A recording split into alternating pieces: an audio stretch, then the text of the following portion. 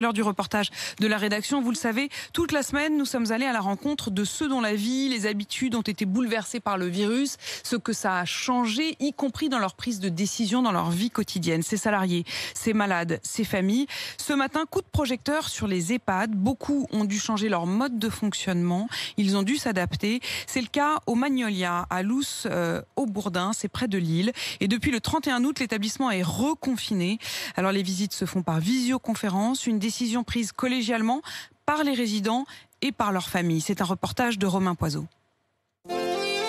Porte close, visite interdite. Et pourtant, au Magnolia, confinement n'est pas synonyme de morosité. Alors les cocos, ça marche? Il est dur le maillot. Vous nous préparez de bonnes tartes aux pommes? Janine, 98 ans, et ses copines préparent des tartes. Ça va être très très bon tout ça. Oui. Tous les résidents ont voté le reconfinement. On est une démocratie. Si on nous avait dit, voilà, on fait ça, ça se passe pas comme ça. On nous demande notre avis pour tout.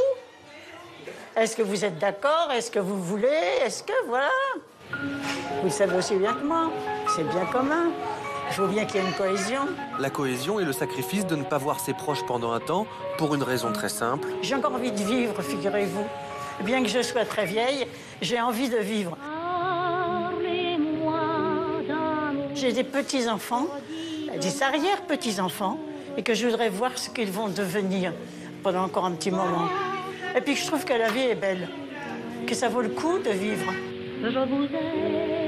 En fait, le confinement, il a été décidé lors du conseil de vie sociale.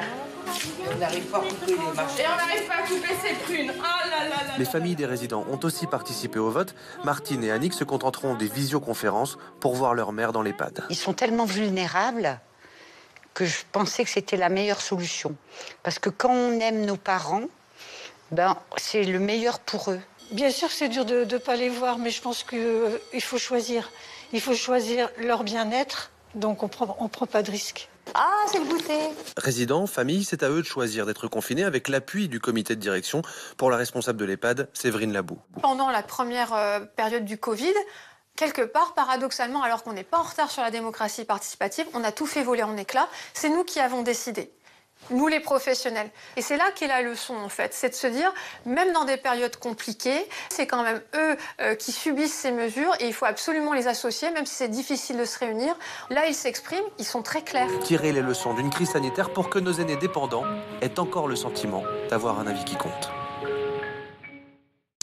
Et pour aller un peu plus loin avec Louis,